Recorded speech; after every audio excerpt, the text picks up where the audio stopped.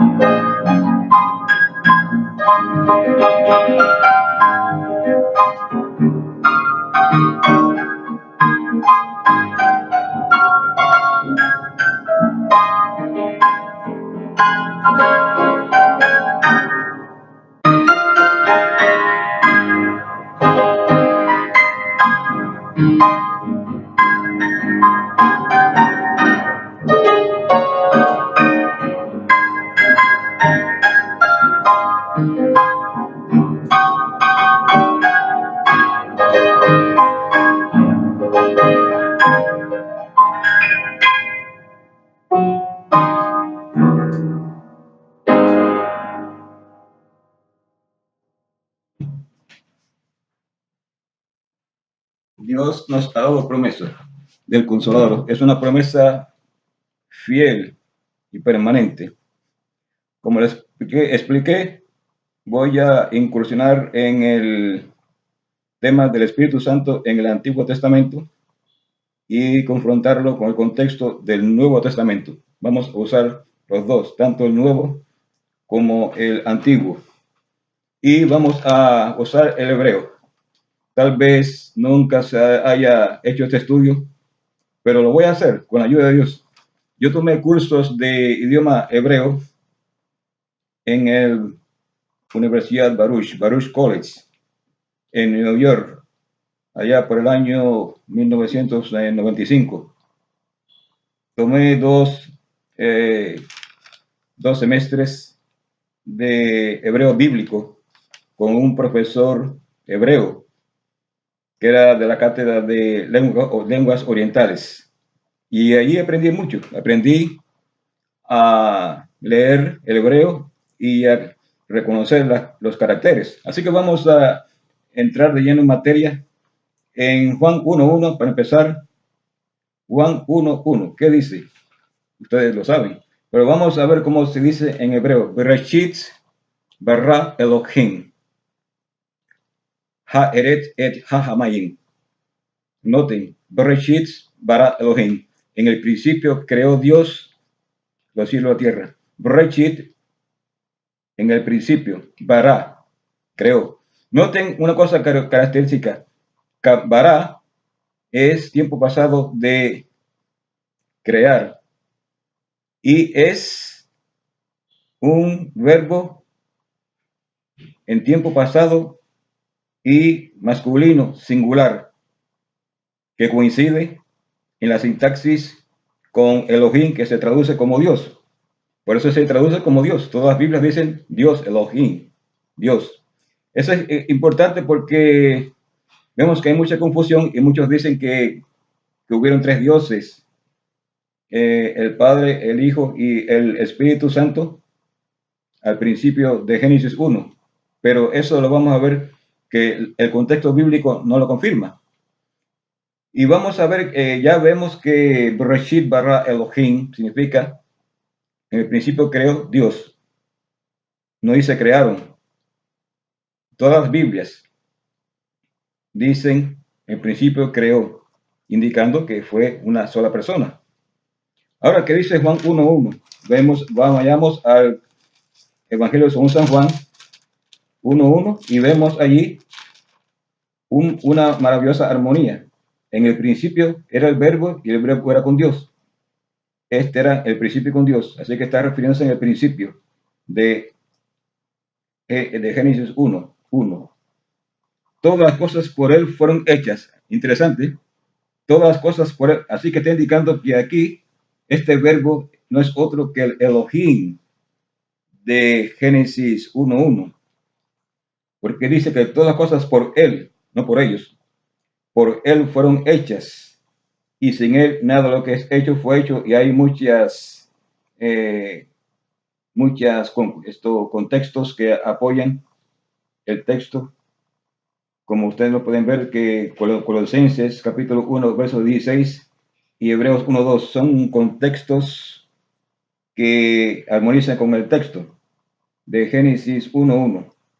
Así que es importante este concepto de Juan, porque Juan, por supuesto, conocía el hebreo.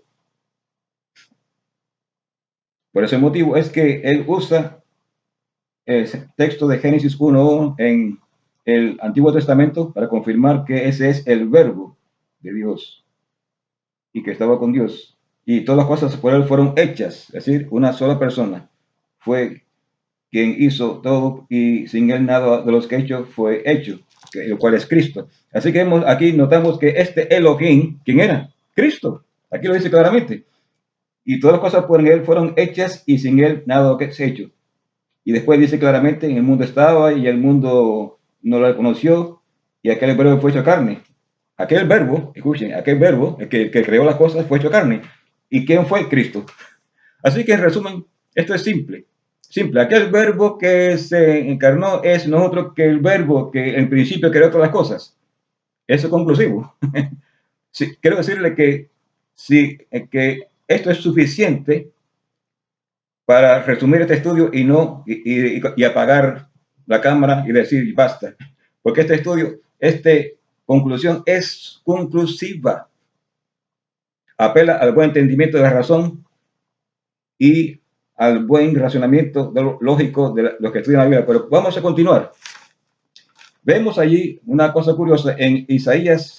Vamos al verso de Isaías, capítulo 63, verso 10.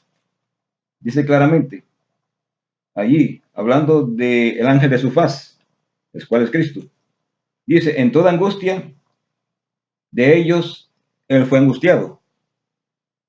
Y el ángel de su faz los salvó y en su amor y en su clemencia los redimió y los trajo y los levantó todos los siglos, todos los días del siglo.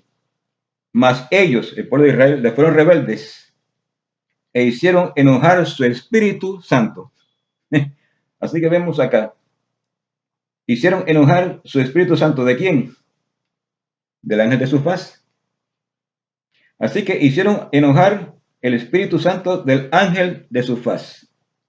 Por lo cual él mismo, escuchen esto, se les volvió enemigo y él mismo peleó contra ellos.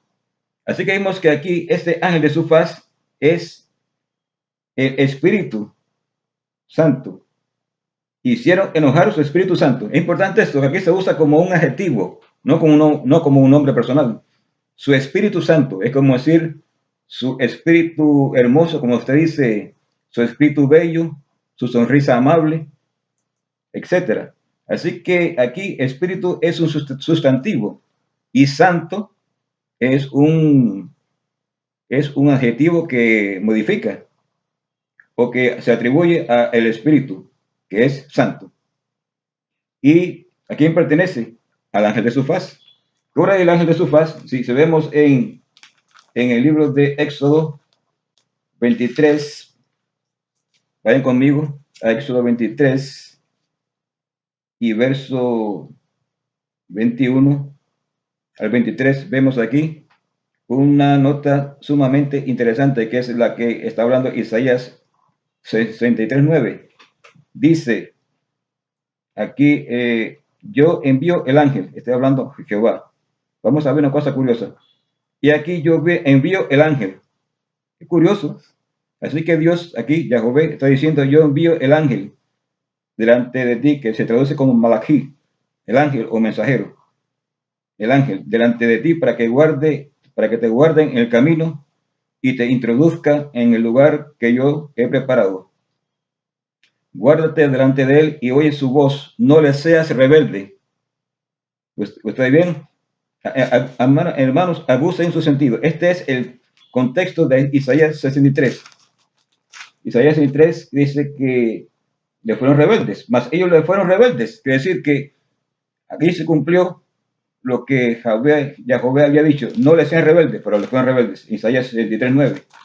Dice aquí, volviendo a Éxodo 23, 21, guárdate delante de él y oye su voz, no le seas rebelde, porque él no perdonará vuestra rebelión, porque mi nombre está en él. Es curioso. Mi nombre está en él. ¿A quién se está refiriendo? Al ángel de Jehová. Así que el ángel de Jehová tiene el nombre de Jehová. Esto lo dice aquí. Esto es conclusivo. No hay ninguna especulación. El texto es claro, lo dice. No le seas rebelde, porque no perdonará vuestra rebelión, porque mi nombre, es el nombre de Jehová, mi nombre está en él. Así que ese ángel es Jehová, como lo vemos. Y vemos que a lo largo de la historia del antiguo Israel y de la historia bíblica, se identifica ese ángel como Jehová. A veces como el ángel de Jehová, como en el libro de Éxodo, que se le apareció a Moisés. Sin embargo, el ángel de Jehová es Jehová. Para identificarlo, yo lo llamo Jehová número 2, porque hay dos Jehová, Jehová número 1 y Jehová número 2. Dice el Señor a mi Señor,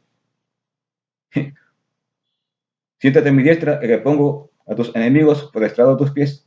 Dice el Señor a mi Señor, en hebreo, dijo Yahvé a Yahvé. Ok, eso es interesante.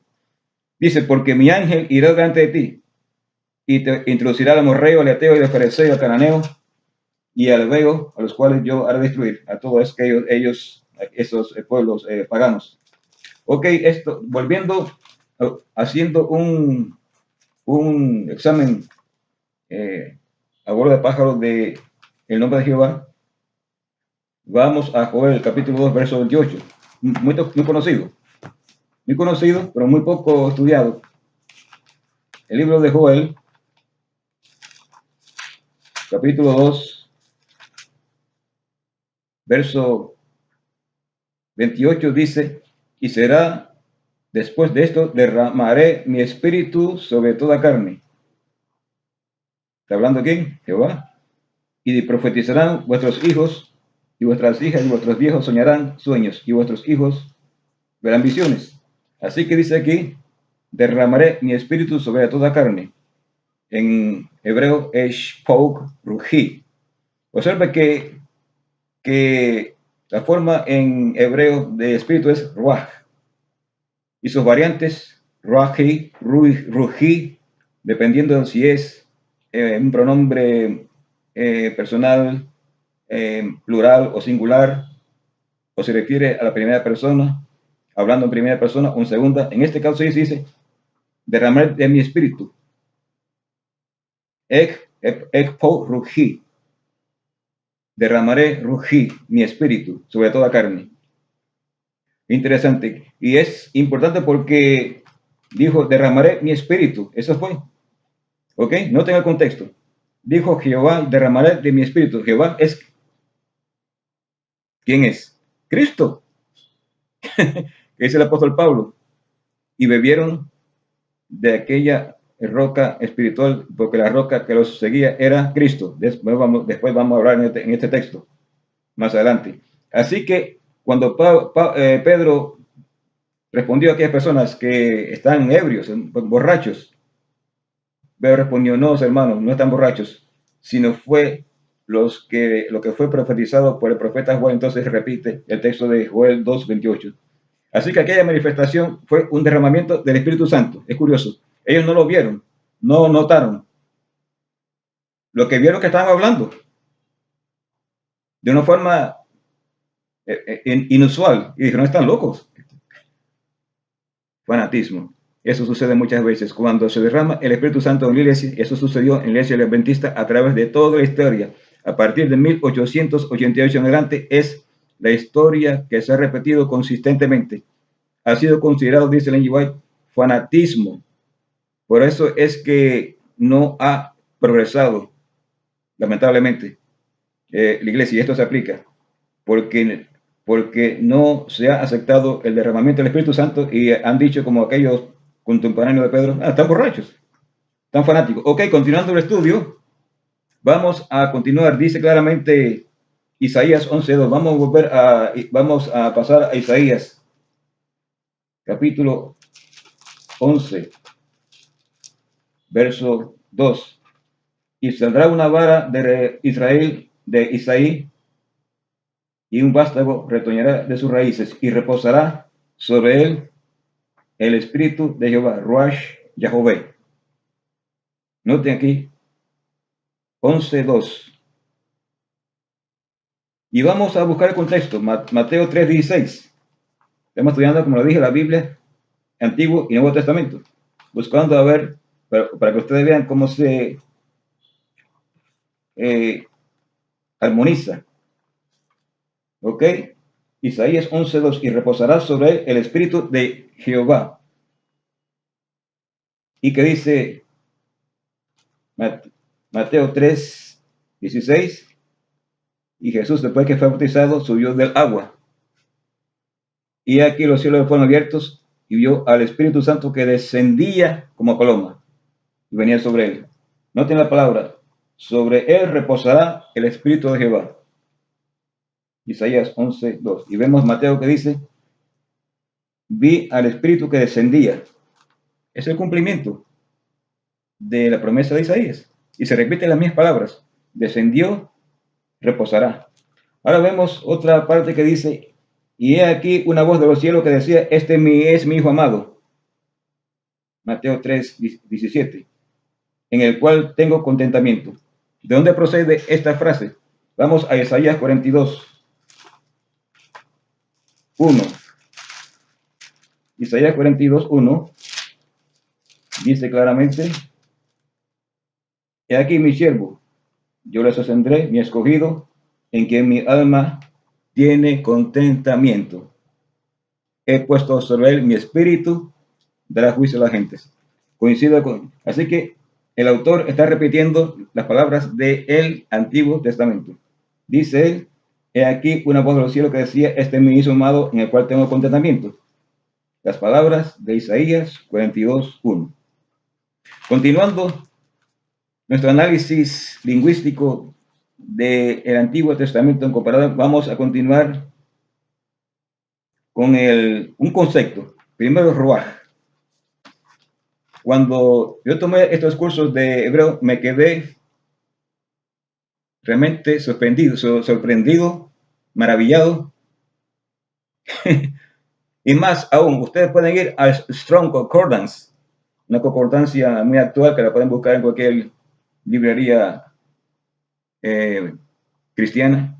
Ahí aparece Ruach, sustantivo, la misma que aparece en Génesis 1:1. El Espíritu de Dios, Ruach Elohim. Dice claramente que Ruach es un sustantivo femenino, como piedra Eben, como fuego Eish, y otros sustantivos o objetos inanimados son en género femenino. Y aquí Ruach es un género femenino, singular. Esto es significativo porque los trinitarios dicen que allí era la tercera persona de la Trinidad.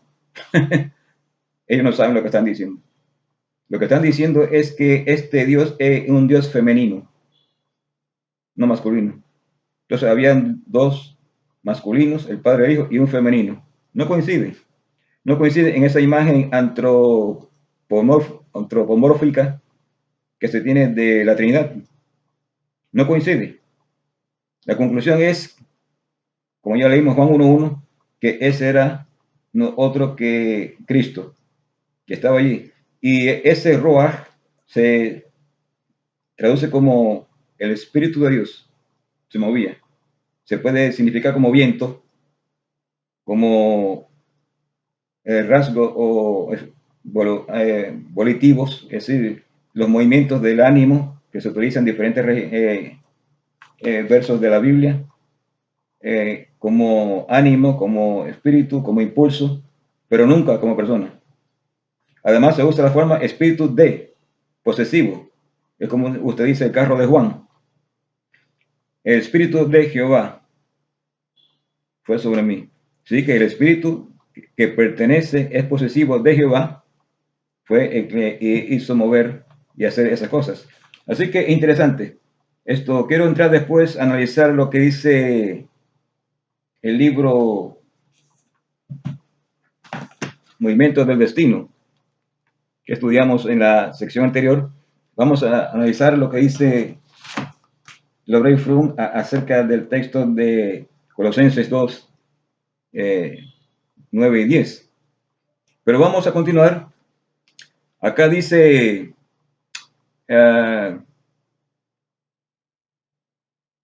el texto de primera, vamos a 1 Corintios 8, 5, 7. 1 Corintios 8,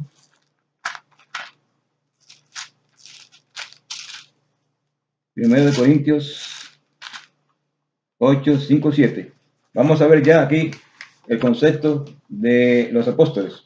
Pablo creía en una Trinidad, creía en un Espíritu Santo como tercera persona. Vamos a ver lo que dice 1 Corintios capítulo 8, verso 5. Porque aunque hay algunos que se llamen dioses en el cielo o en la tierra, como hay muchos dioses y muchos señores, así que aquí se reconoce que hay muchos dioses, plural, muchos dioses y muchos señores entre el paganismo. Nosotros, ahora observe que dice nosotros se refiere a ellos, los apóstoles de aquella época y la generación de aquella época.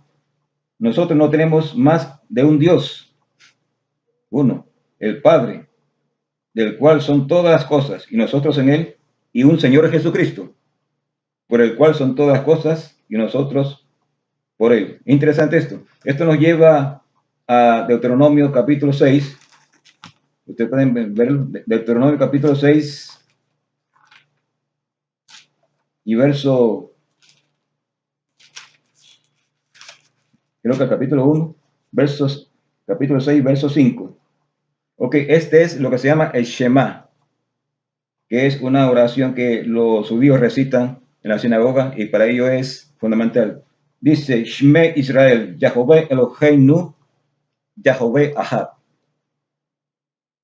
Oye Israel, Jehová nuestro Dios, Jehová uno es. Observe, aquí no hay, los judíos no especulan.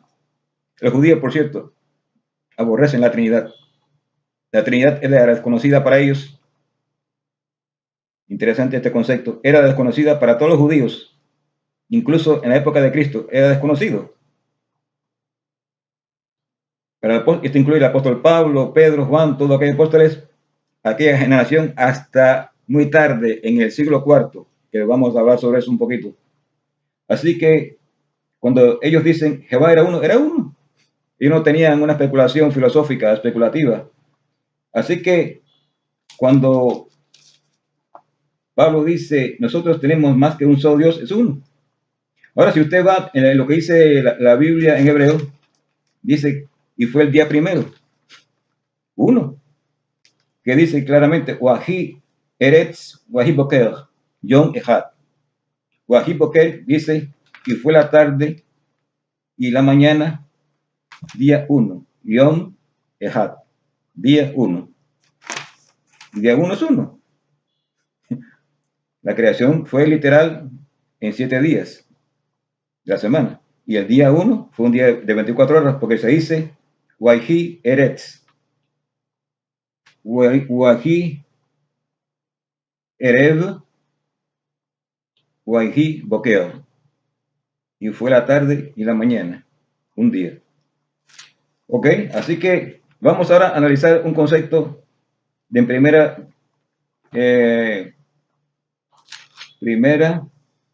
de Corintios, capítulo 10, verso 4.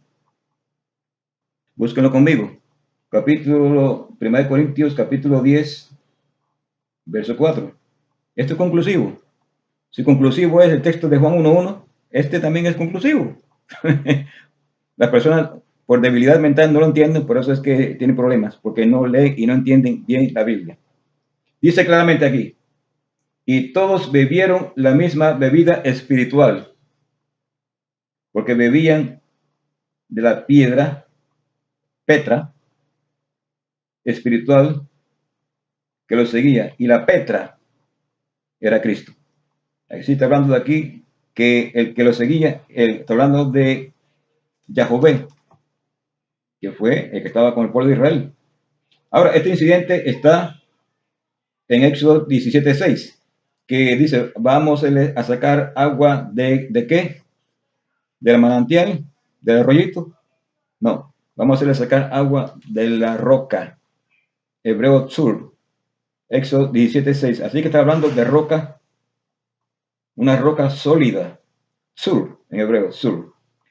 Entonces, ese es el texto que se usa en Mateo 16:18. Dice, y te digo que tú eres Petro, un canto movido, mas sobre esta Petra edificaré mi iglesia. Mas sobre esta Petra, roca viva, edificaré mi iglesia. Y eso no era Pedro. Cristo está hablando de otra cosa. Sobre esta roca, un símbolo. Tal vez estaba a la orilla del mar y él puso su mano sobre la roca y dijo, sobre esta roca, un símbolo de él mismo, edificaré mi iglesia. Así que la iglesia no está edificada sobre Pedro. Pedro fue incluso la puerta del infierno prevaleció contra él. Ok, vamos a continuar ahora con 1 Corintios, capítulo 2, versos 10 al 16. Aquí el capítulo 2, versos 10 al 16, dice algo interesante. Porque vemos aquí una maravillosa armonía entre lo que es el espíritu parangonado por Pablo con la mente.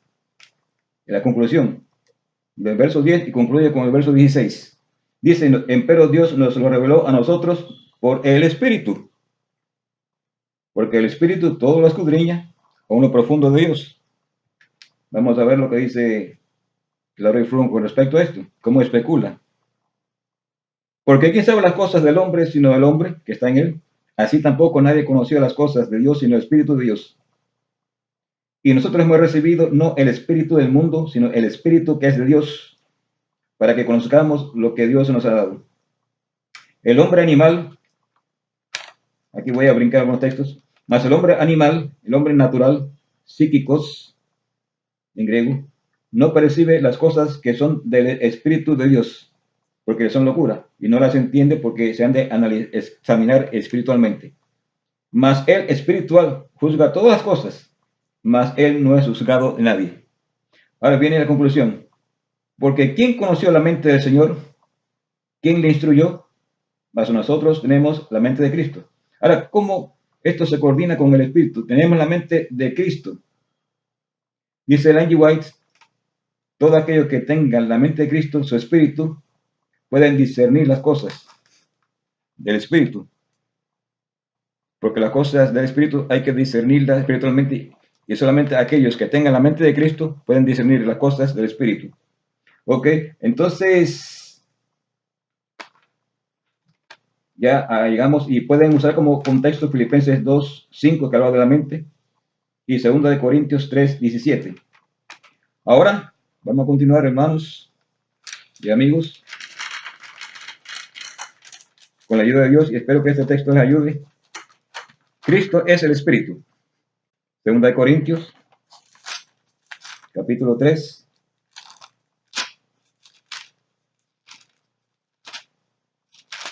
Y versos 14 al 18. Esto es interesante.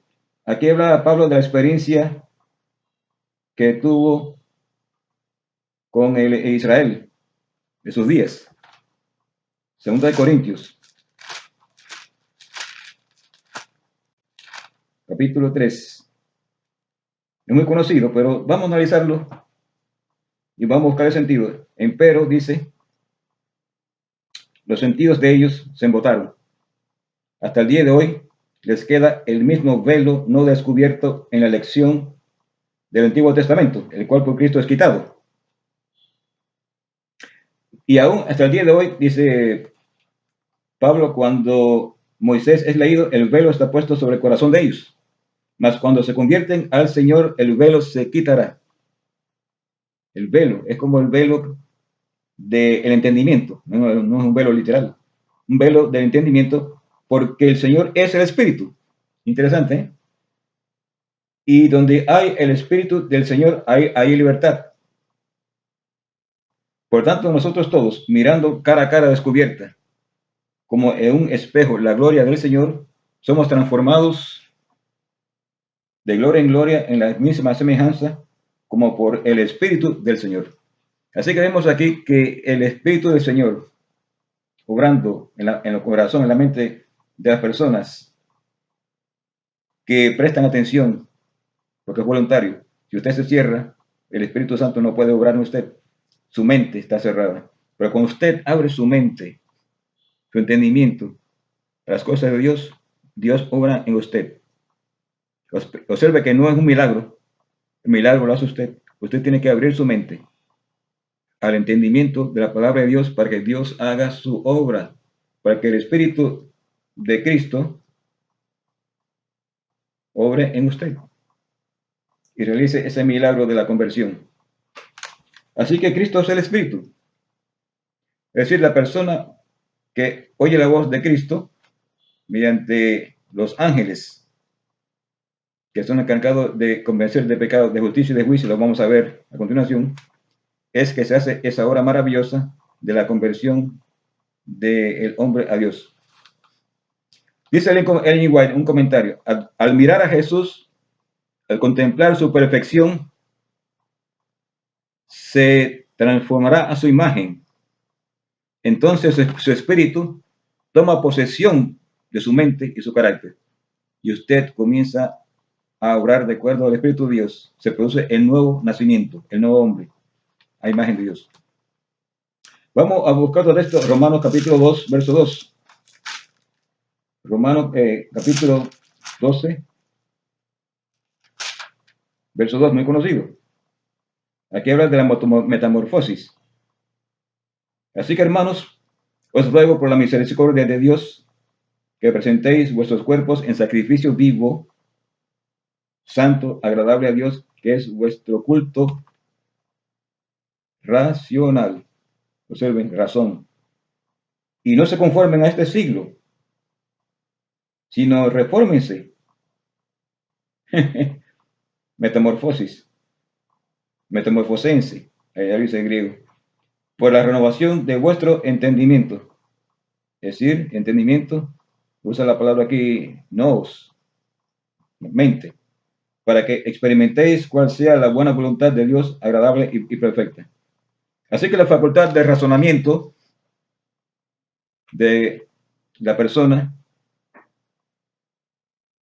es para discernir entre lo correcto y lo incorrecto.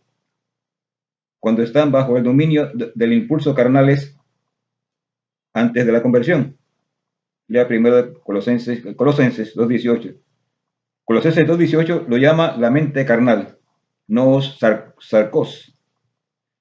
Interesante, pero cuando el hombre se transforma su mente y se renueva por su entendimiento, logra y comienza a experimentar la buena voluntad de Dios, agradable y perfecta. Ok, entonces, otro texto, Mateo 3.2 dice, arrepiéntense. La palabra en griega es metanoite, es decir, vayan más allá de su pensamiento. Así que arrepiéntense es una forma que se usa, pero lo correcto es transfórmense más allá de su estado actual. Vayan más allá, arrepiéntense. Efesios 4:23 habla de la renovación en el espíritu de nuestra mente. Y Colosenses capítulo 3, verso 10 habla del hombre nuevo, el hombre que es renovado por el conocimiento o epignosis, el conocimiento de las cosas del espíritu. Ahora vamos al texto clave que se va a Colosenses, está en Colosenses capítulo 2. Colosenses capítulo 2. Van a aprender algunas cosas interesantes. Capítulo 2 y versos 8 al 10. Colosenses 2, y vamos al comentario que usa Ray Fromm en Movimiento del Destino. Dice Colosenses 2, la Biblia, capítulo 8 al 10. Presten atención, dice: miren que nadie os engañe por filosofías o vanas sutilezas, según las tradiciones de los hombres, conforme a los elementos del mundo y según Cristo. Observe cómo habla el apóstol Pablo. Porque en él habita toda la plenitud de la divinidad, corporalmente. Otra versión dice: porque todo lo que Dios es se encuentra plenamente en la persona de Cristo. Ese es el sentido. Una versión un poco más clara. Porque todo lo que Dios es, atributos personales, etcétera, se encuentran en la persona de Cristo. Ahora dice que porque en Él y en Él. Ok, vamos a parar aquí. Después vamos a entrar en el verso 10 porque el Ray Fromm solamente utiliza el verso 9 como si no existiera ningún otro verso. Eso es característico a propósito de la teología. Ellos se toman un verso y ahí se atrincheran. ¿Por qué? A propósito, déjenme explicarle algo de la teología que es curioso. Ellos usan un texto e ignoran el contexto. Simplemente. ¿Por qué? Porque la Biblia está en contra de ellos. Si ellos utilizan, como utilizaron los profetas, Ellen G. White y los antiguos pioneros adventistas históricos, utilizan todo el contexto bíblico, ellos estarían derrotados. Ellos, por tanto, tienen que tomar ciertas partes de la Biblia para atrincherarse, cortarla y plantarla como un tejido en otro lugar, extrapolarlo. Ese no es el principio bíblico, sin embargo, es lo que hacen ellos. Por tanto, este señor de Luflon toma Colosenses 2, 9 y lo recorta. Vamos a ver lo que dice sobre Colosenses 2, 9 en el libro Movimiento del Destino. ¿Ok? Edwin Leroy Fromm dice aquí claramente: la misma esencia del Dios eterno. Los eruditos cristianos, observen, no adventistas, eruditos cristianos, reconocen Colosenses 2:9 como el corazón del mensaje de Pablo acerca de la persona de Cristo. Observe que está hablando de persona de Cristo en un sentido teológico trinitario. Y cita a Archibald Robertson, Word Pictures in the New Testament. En Cristo habita no solamente uno o más de los aspectos de la divinidad, sino la misma esencia de Dios. Observe cómo acá usa ese texto, Colosenses 2:9, después vamos a ver el texto 10, que es lo que dice, y vamos a ver comentarios de Ellen G. White, en el tiempo que nos ocupa. Dice claramente, the fullness of the Godhead, la plenitud de la divinidad estaba en Cristo antes de la encarnación, Juan 1:1, Filipenses 2:6. También durante la encarnación, Juan 1:14-18 y primera de Juan 1:1-3. Y estaba también habitando y habitará aún más eternamente en su naturaleza humana divina por todas edades sin fin. Pablo aquí habla de la esencia inherente de Cristo, la esencia de la deidad inherente en Cristo, no simplemente atributos divinos, sino la naturaleza divina en ella misma. Es la personificación eterna e intrínseca del mismo ser de Cristo, por todas las edades sin fin.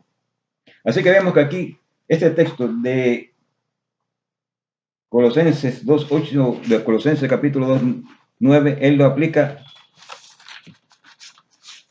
a la naturaleza. es decir, los aspectos, atributos de Dios, su eternidad, su aspecto eterno, inaccesible, etc. Pero eso es lo que dice realmente el apóstol Pablo. Vamos a ver lo que dice el apóstol, vamos a ver, por cierto, la palabra que usa, en él habita toda la plenitud, usa la palabra pleroma. En él habita toda la pleroma de la divinidad, la plenitud. Pero vamos a estudiar el verso siguiente. Dice, y en él están ustedes cumplidos. Ya no se refiere a Cristo, se refiere a nosotros los cristianos. Y en él, en Cristo, estamos, y usa la misma palabra, pepleromas. Pepleroma usa la misma palabra que es pepleromenai, pepleromenoi.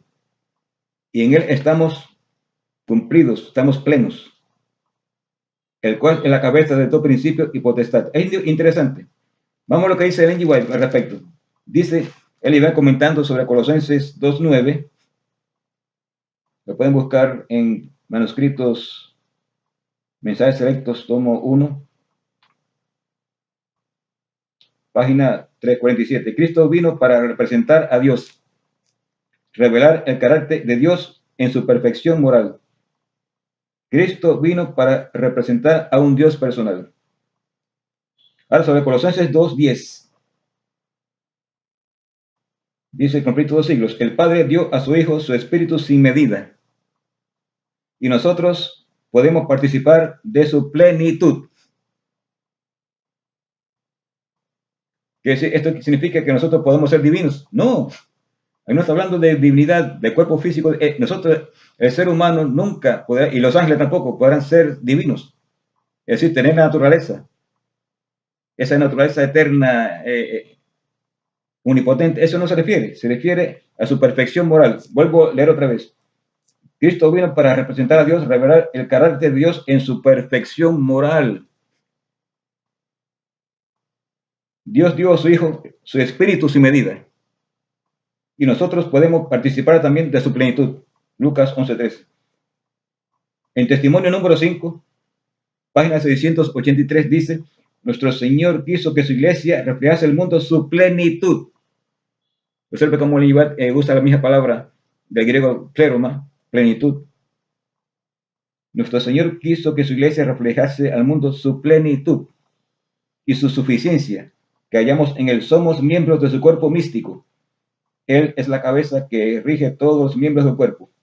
Cristo tomó la forma humana para que los hombres pudieran ser participantes de la naturaleza divina y pudieran ser completos en Cristo. Así que vemos que en cada una de las instancias, Leroy Froom,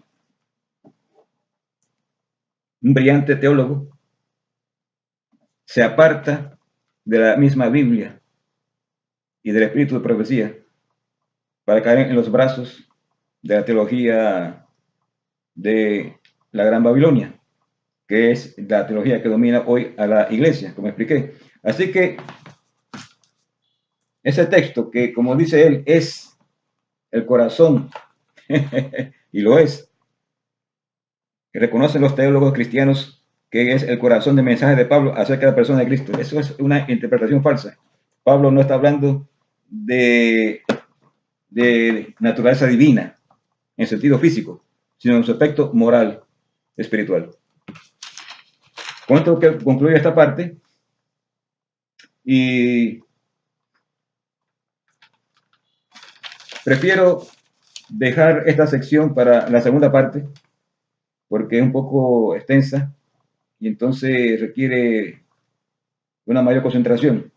Así que por favor, esperen la segunda parte, que tiene que ver con cómo Fromm, usando el credo de Nicea y de Constantinopla, credo de Nicea en el año 325, que fue donde se comenzó a formular la teología Trinidad, y el credo de Constantinopla, fue que él elaboró para establecer su doctrina del Espíritu Santo. Y vamos también a analizar algo del libro La venida del Consolador. Esta ha sido esta parte. Esperen la segunda, hermanos.